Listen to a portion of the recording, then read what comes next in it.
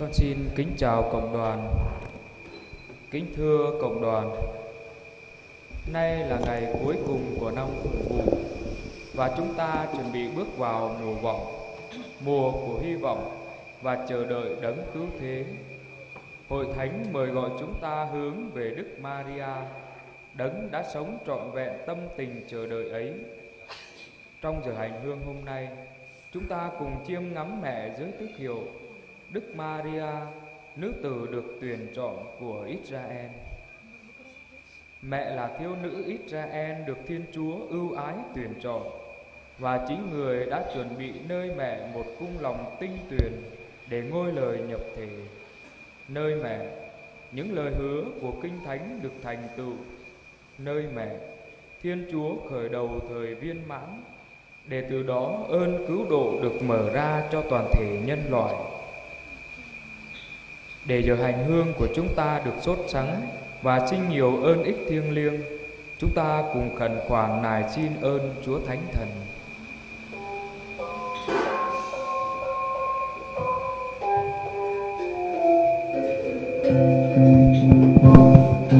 Rơi rơi rơi Chúa Thầy, rơi rơi rơi Chúa Kitô, rơi bập libro rong ơn tơ nơ, rơi bập libro răng cho bình mới,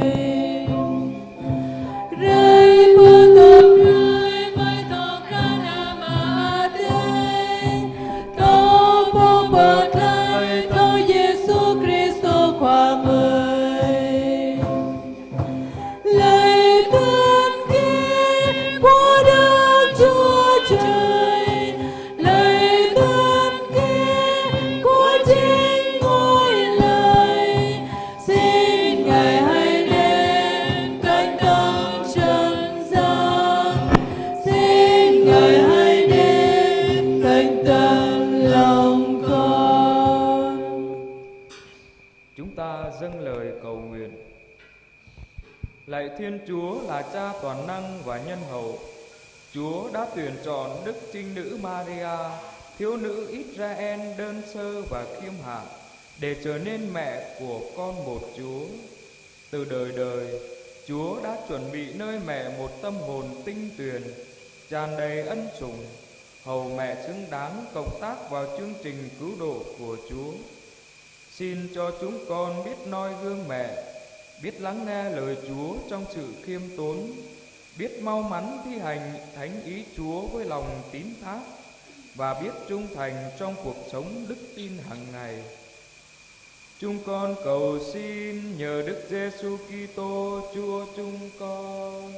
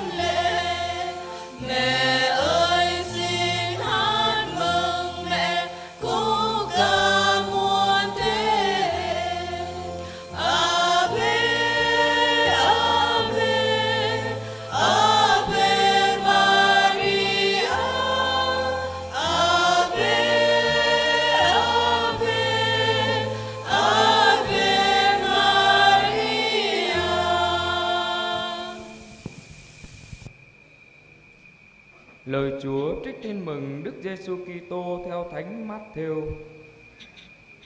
Đây là gia phả Đức Giêsu Kitô, con cháu vua David. con cháu tổ phụ Abraham.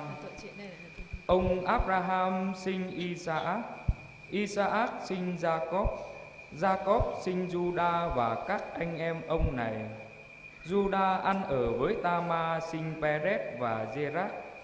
Perez sinh Khetsron, Khetsron sinh Aram, Aram sinh Aminadab, Aminadab sinh Naxon, Naxon sinh Salmon, Salmon lấy Ra-kháp sinh Boaz, Boaz sinh Rút, lấy Rút sinh Obed, Obed sinh Giê-xê, ông Giê-xê sinh David, David lấy vợ ông Uri-gia sinh Salomon, Salomon sinh Rơ-kháp-am, Rơ-kháp-am sinh Abija, Abija sinh Asa, Asa sinh Jehoshaphat, Jehoshaphat sinh Joram, Joram sinh Uzziya, Uzziya sinh Jotham, Jotham sinh Akhat, Akhat sinh Khít-ki-gia, Khít-ki-gia sinh Mơ-na-se, Mơ-na-se sinh Amon, Amon sinh Josiza, Josiza sinh Giê-khon-gia và các anh em vua này. Kế đó là thời lưu đày ở Babylon. Sau thời lưu đày ở Babylon, Giê-khon-gia sinh Santien, Santien sinh Zerubbaben, Zerubbaben sinh Avihud, Avihud sinh Enjakim, Enjakim sinh Ado, Ado sinh Sa-đốc, Sa-đốc sinh Akhin, Akhin sinh Elihud, Elihud sinh Elijah, Elijah sinh Mát-than, Mát-than sinh Jacob, Jacob sinh Giuse, chồng của bà Maria. Bà là mẹ Đức Giêsu, cũng gọi là Đấng Kitô. Như thế, tính chung lại, từ tổ phụ Abraham đến vua David là 14 đời, từ vua David đến thời lưu đày là 14 đời, và thời lưu đày ở Babylon đến Đức Kitô cũng là 14 đời. Xin mời cộng đoàn ngồi.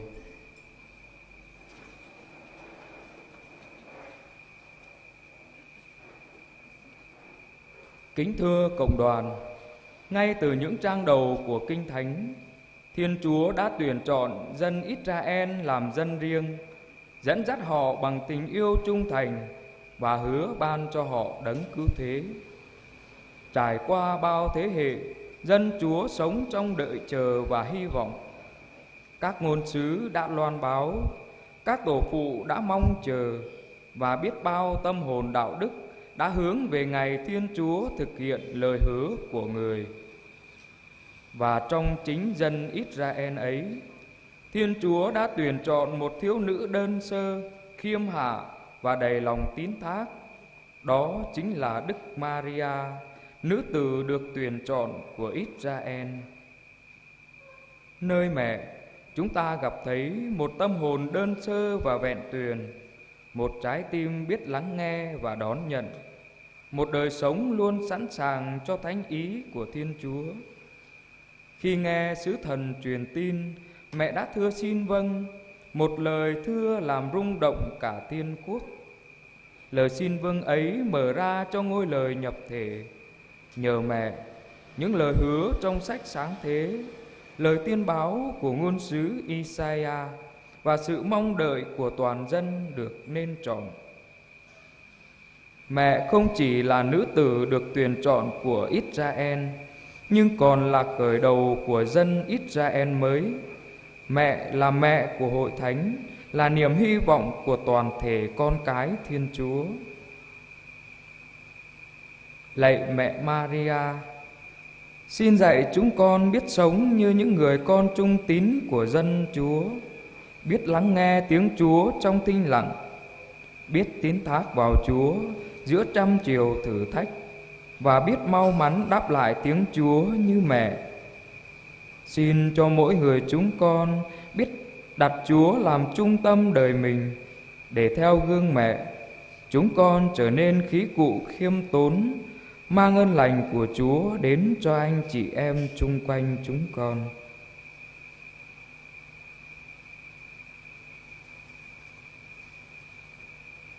Berni cơ khunchunum mâng phun tổ hara hep ate qua giang ate roa mạ lái Israel chinh khun ana blơi nhu bồ ba cái nhu hăng pran choa kiêng khắp hơ in quan prơi cơ cơ nhu bồ bật lái gan gao tự hơ tum rồi núc khun ana blơi qua giang ate hơ tiếp amang pran tổ từ quan hăng trang hơ mang pin bô ba hép ate bờ thâu lui hello lái binh ama mà tôn tổ trang từ quan tôm lu lin pran choa núi khắp đảo bờ đinh bờ rơi khoa giang à tây bờ giông bờ trúc tờ lời nhu quan anun hăng amang khun ana Israel mơ tam khoa giang à tây roa mạ lay sa chô ana tra hờ chi hờ cha bật run bô hăng bạ blai cơ pran choa hờ in anun ami Maria ana tra khun Israel khoa tây roa mạ bơi ami Maria binh ta bực hăng pu sa pran choa hờ chi hờ cha ở dông sa pran choa thâu mự bờ hờ ngang hăng lọa gụ sa tờ lời hờ tiếp prap nanao tui tờ lời qua giang ate lơm mự giang hem thô prey ami Maria lại chinh bẹ cơ câu tui hép ý sa klong hép bờ mơ gơi abi tết cha bờ tao ate hép anun pok prey cơ hép ate chinh mà nuôi cơ nang bơi ami Maria tum tờ lời khoa giang ate toàn lại mừng rứ bờ chinh rờ gít lon tum tờ lời Isaiah bồ bà hép ate bờ thao lui hello hăng tum tờ lời abik khun ana blơi trang tờ quan tui giông ami Maria bu trợ nông cần ana tra khun Israel khoa ate roa mạ tuyết ô bẹ ta tổ chinh phun khun ana Israel pro jing ami khun chunum mơ giang chinh tờ lời trang hơ mang cơ khun ana khoa giang ate ami Maria rồi câu ít bờ tô prơi cơ binh cơ mơi thầu hờ tiếp car binh ana hờ in amang khun ana blơi khoa tê thầu cơ trang bự hép ate amang bran choa rời ắt thầu hờ in chào po cơ khoa ate amang kra lulin tơi lông hằng thầu tanh hờ út lại cơ hép khoa ate kra ami rồi câu rơi cơ rim chô binh cơ mơi thầu bió khoa tê amang tòng kra tờ lời hơ tiếp binh cơ mơi đã mơ tui kru ami binh cơ mơi chinh mà núi khoa tê dòa bạ vâng hem khoa tê trút bơ tơi giòn tơi mai chùm ta amen.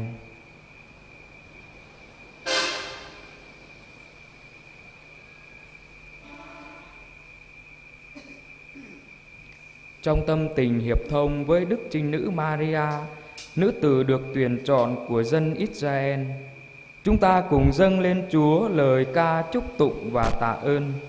Xin cho tiếng hát của cộng đoàn, đặc biệt qua những bài ca charai truyền thống, trở nên của lễ diễn tả lòng tín thác và yêu mến của chúng ta đối với Thiên Chúa và mẹ Maria.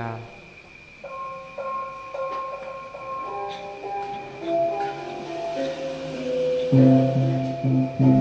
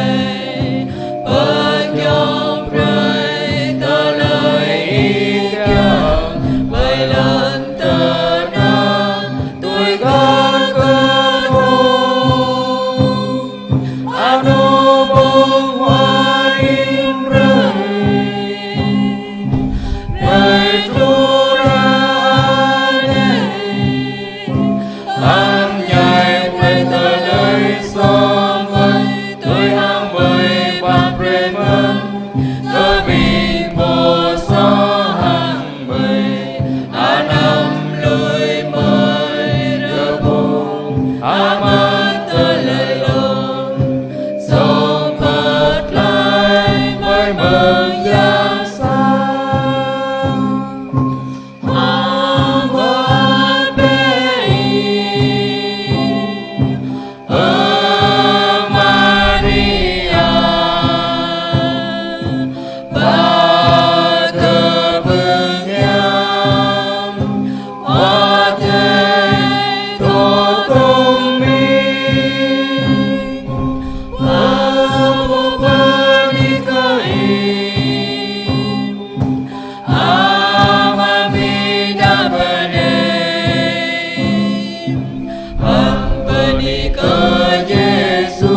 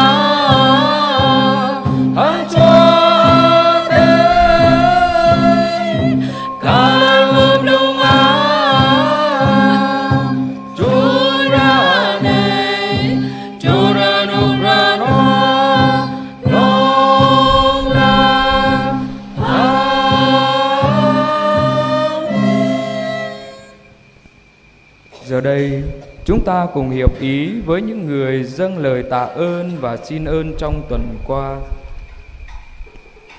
Trong tuần qua có 4 người tạ ơn vì thêm lòng kính mến Chúa và Đức Mẹ. 2 người tạ ơn vì biết vâng theo thánh ý Chúa. 3 người tạ ơn vì chừa bỏ tội lỗi và tính hư nết xấu. 2 người tạ ơn vì được ăn năn trở về cùng Chúa. 7 người tạ ơn vì đi đường được bình an. 8 người tạ ơn vì có công ăn việc làm.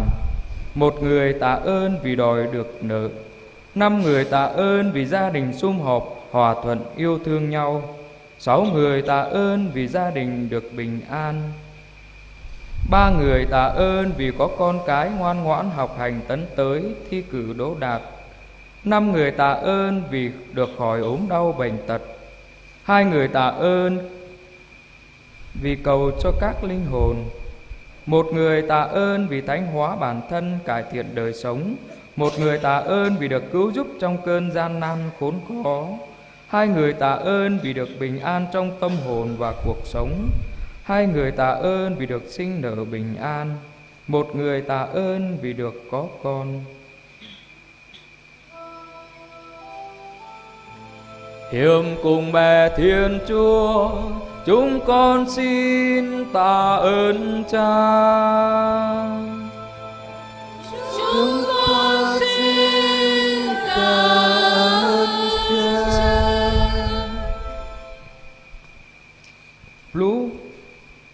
Plú bạ chô pani bưng mâu pran đạo quyết cơ nang keng khắp cơ khoa giang. Lú chô pani bưng thâu pran hang loại gụ tui pran khoa giang. Lú tlâu chô pani bưng tổ cơ chấp amang pran khắp khoa giang. Lú năm chô pani bưng rờ núc rờ noa amang pran choa hang amang tơi hơ tiếp. Saban chô pani bưng tui mau tơi tru hang kum pamin amang tơi tanap tanong. Lú nam chô pani bưng sang nộ thâu hơ tiếp rờ nôm thâu bơ khắp rom. Sa chô pani bưng mau ana. Sa chô pani bưng bà ana hang tực keng lạ hèm. Lú chô bani bưng ana bạ thâu lọa gụ Triang ram hara prơi rơi tôi đi amang tơi plong sa chô ni bưng cốp choai nào bơ atai tôi lại bơ sang lú tlâu chô bơ ni bưng rờ núc rờ noa amang chốp chalan nào plau rờ bát lú sa chô bơ ni bưng màu bưng ai bơ xoay rơi chan hăng pran choa lú sa chô bơ ni bưng chai hem lạ bà chô bơ ni bưng rờ côm bơ dơ tờ lời hơ tiếp pô cơ khoa giang chú chô bơ ni bưng tôi mâu tôi pran choa kiang lú toa chô ni bưng eo lại prơi cờ binh ơi dạ hàng chốp choai rồi gào lái lon tờ na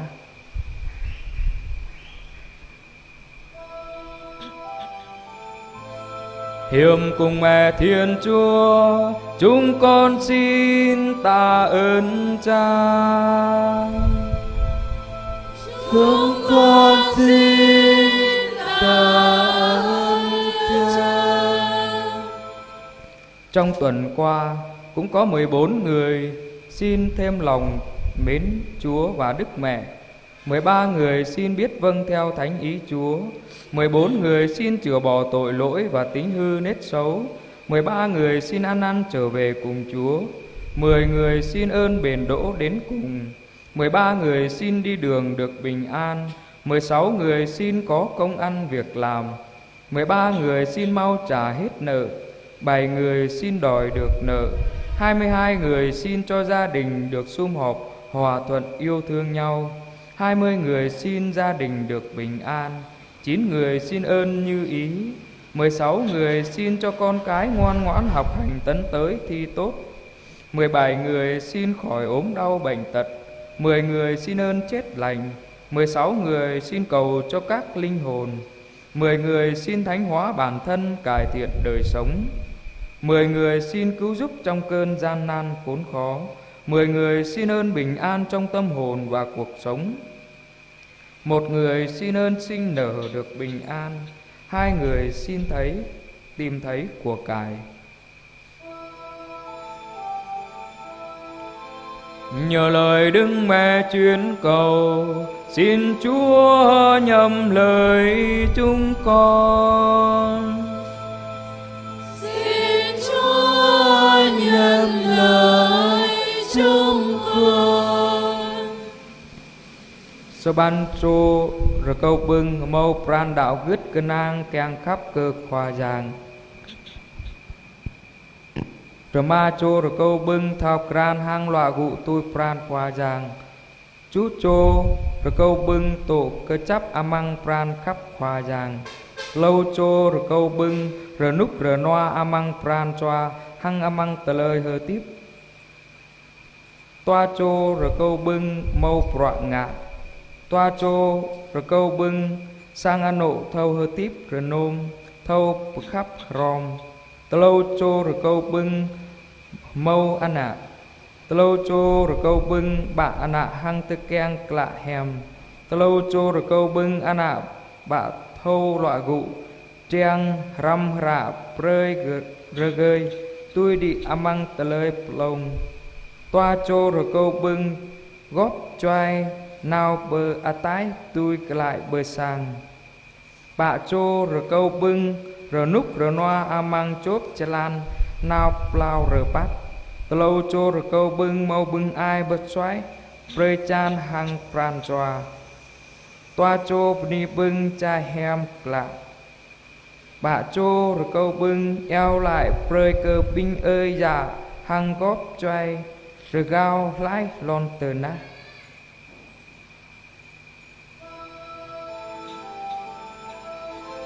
Nhờ lời Đức Mẹ chuyên cầu, xin Chúa nhậm lời chúng con.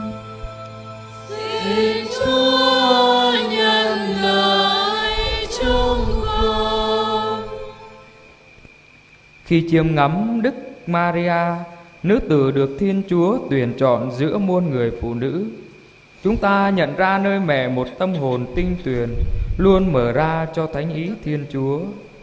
Giờ đây, Với lòng mến yêu và tạ ơn, chúng ta dâng lên mẹ những đóa hoa đơn sơ nhưng chân thành, như lời nguyện ước xin mẹ dẫn đưa chúng ta sống trọn vẹn hơn trong ân sủng và trung tín với Thiên Chúa.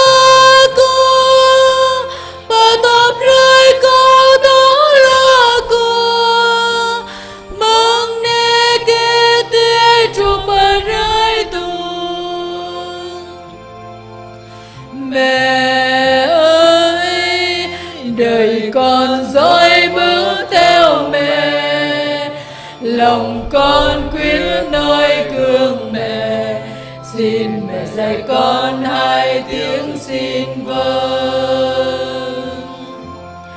Mẹ ơi, đường đi trong ngàn nguy khó, hiểm nguy gian tràn đầy đó, xin mẹ dạy con hai tiếng xin vâng.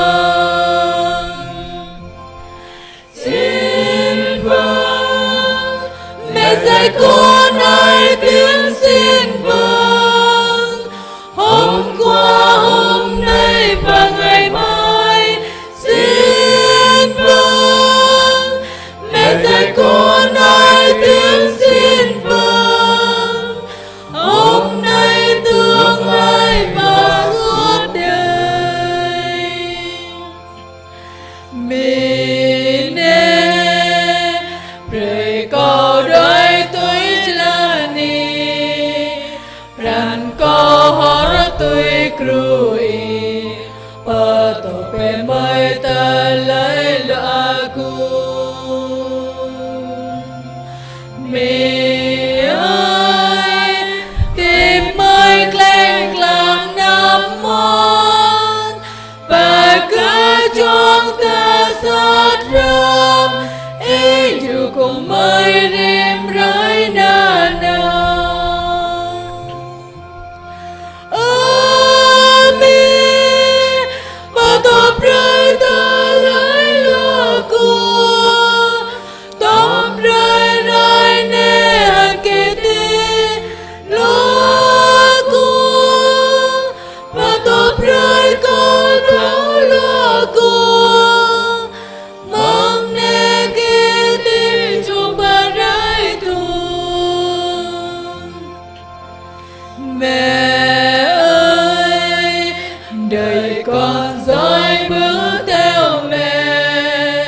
Lòng con quyết nơi gương mẹ, xin mẹ dạy con hai tiếng xin vâng.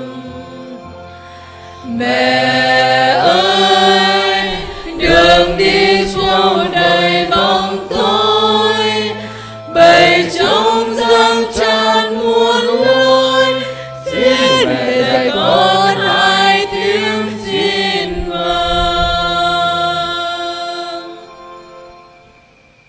Giờ đây xin mời cộng đoàn quỳ, chúng ta cùng đọc kinh tuần cửu nhật kính Đức Mẹ hằng cứu giúp.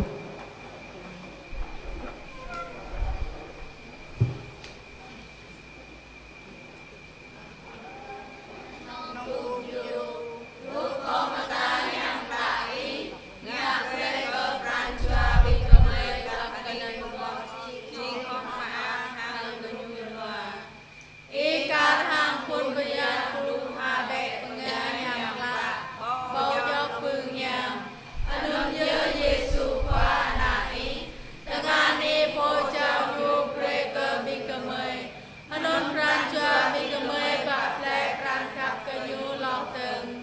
có tu ra bê thầy y mà bú tà lê mẹ y nhớ chi có tu xin một qua có tàu bê cơ bình cơ mê tàu rê bật lại rê bạp lê tà lê mà lòng đàn y nhớ có tu xin làm gia đà si và trang cơ chát kít kê chì là nà mang tà thê cơ năng mốt mi kàng khắp y nhạc rê cơ bạc cơ trao bình cơ mê chi cơ dùl ghê hàng ngạc rê anh Giêsu qua chi là tu bia chế minh cơ mi ran chua có chế mà an do anh thời gian đục lại ran chua con đặt vào cơ thơ chi cơ nút nụ nua mà tăng rồi có y bê cơ có nhỏ nàng đi nà nào tùy anh em mi kàng khắp có khắp cơ y bia mà cơ nàng cơ y hăng hút trong tổng y anh ran chua có khắp cơ na y lọt từng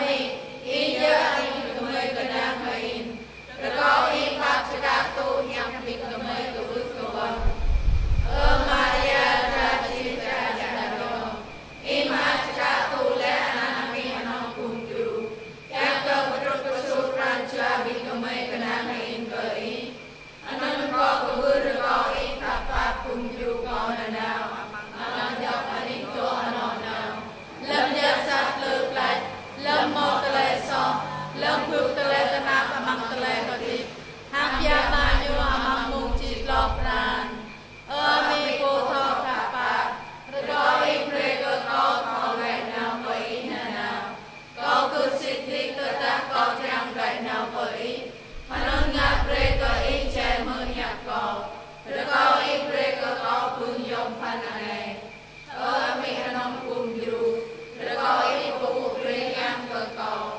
hàng yêu lệ cùng prê cơ có tụ tạ này hàng lâm mục chi lọc ràn amen mi anh cùng dù rồi có y prê lăng cơ đàn bình phô tổ hồng cầu cơ đàn cơ ai có tìm phun cơ khui chi lung liang cơ tê cha cầu cơ sa nó cầu cơ tê hai tê yong cầu cơ bình là giác hà bình và bình phô nà cơ bình cơ bình là cho tòa mà bình và ghé đi Maria nông cùng dù rồi có y yo lệ cùng rê cơ có đà ai nông số cổ lệ làm cơ đàn cầu rồi có y cùng dù có lập cơ bạc mơn thọ đại nào cơ có bình Maria. Giờ hành hương tới đây là kết thúc. Con xin cảm ơn cộng đoàn.